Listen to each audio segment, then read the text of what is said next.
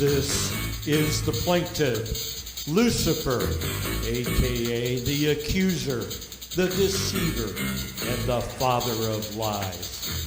He alleges that the Bible has been corrupted over the years, and therefore it should be excluded from public libraries.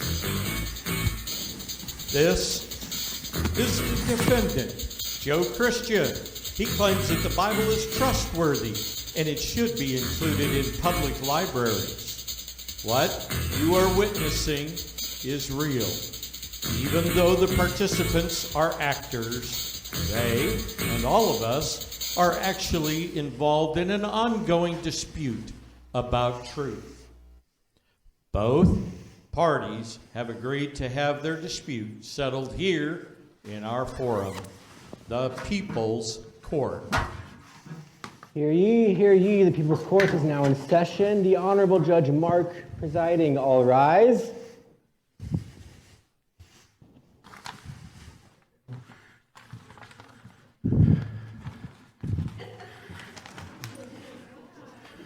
You may be seated. Bailiff, could you please swear in the witnesses? Put your right hand on the Bible and raise your other hand. Do you swear to tell the truth, the whole truth, and nothing but the truth? Yes, I do. Put your hand on the Bible and raise your other hand. Do you swear to tell the truth, the whole truth, and nothing but the truth? Oh, not again, Your Honor. Do I have to put my hand on the Bible? I don't want to put my hand on that Bible. Lucifer, save your breath. I know how you feel about the Bible, but as a plaintiff in this action, the burden is on you to provide the preponderance of evidence against the Bible being trustworthy and true. Now, your objection is overruled. Answer the bailiff's question. Okay, I'm sorry. What is the question? Do you swear to tell the truth, the whole truth, and nothing but the truth? Of course. I have read the complaint. Does the plaintiff have an opening statement? I do, Your Honor. I maintain that the Bible, the one I have to touch, is not trustworthy. I mean, it's 1,000 years ago, and they don't even have the original manuscript. Matter of fact, the manuscript they have today is a copy of a copy of a copy. I mean, therefore, it's full of mistakes, errors, correction, and contradiction. I see. Would the defendant like to cross-examine the plaintiff? Easy on that cross. I would, Your Honor. Now, in your opening statement, you said that the Bible is a copy of a copy and is therefore full of errors, mistakes, corrections, and contradictions. Is that... how did you come to that conclusion? Simple. You heard of the telephone game? I'm sure you play it.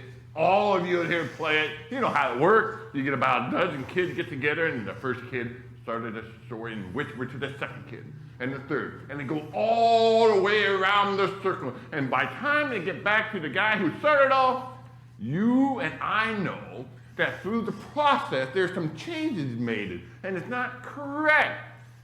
That is how it is with the Bible. I mean, after all, 2,000 years. Surely there's lots of false stuff in there. Well, I'm curious to know what you think of other works of ancient literature, say, the works of Plato, or the works of Julius Caesar, or perhaps Homer, the poet from Greece. Would you say they're reliable? Should they be in our public libraries? Of course.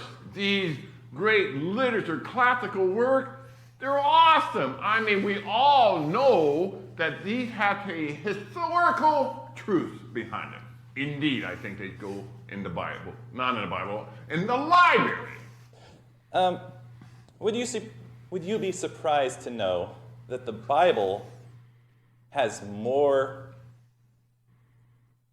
manuscript evidence than any other work of ancient literature? What would you say if I told you that? I say, prove it. Your Honor, I would like to accept this challenge.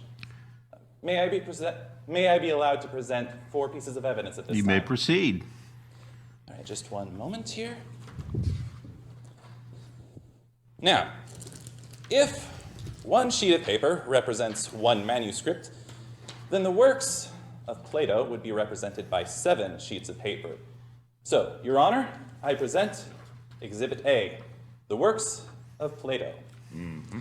Likewise, if the works of Julius Caesar were represented in the same way, one sheet of paper, one manuscript, then the works of Plato, or the works of Julius Caesar, would be represented by 10 sheets of paper. Your Honor, Exhibit B, the works of Julius Caesar. Now, for Homer, we have significantly more manuscript evidence. If the works of Homer were represented, one sheet of paper for one manuscript, he would be represented by 643 sheets of paper. Your Honor, I present Exhibit C, the works of Homer.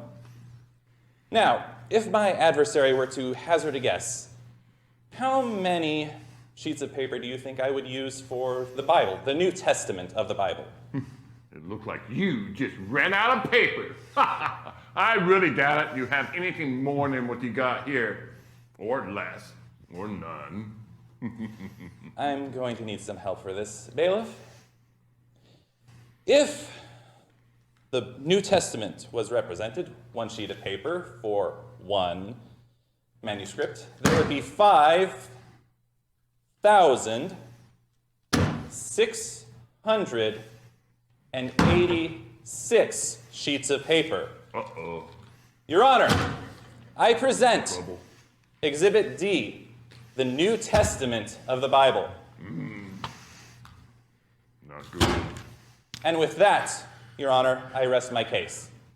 Well, in our case before us today, the devil versus the Bible, my ruling is that the overwhelming amount of evidence today supports the fact that the Bible is trustworthy and true.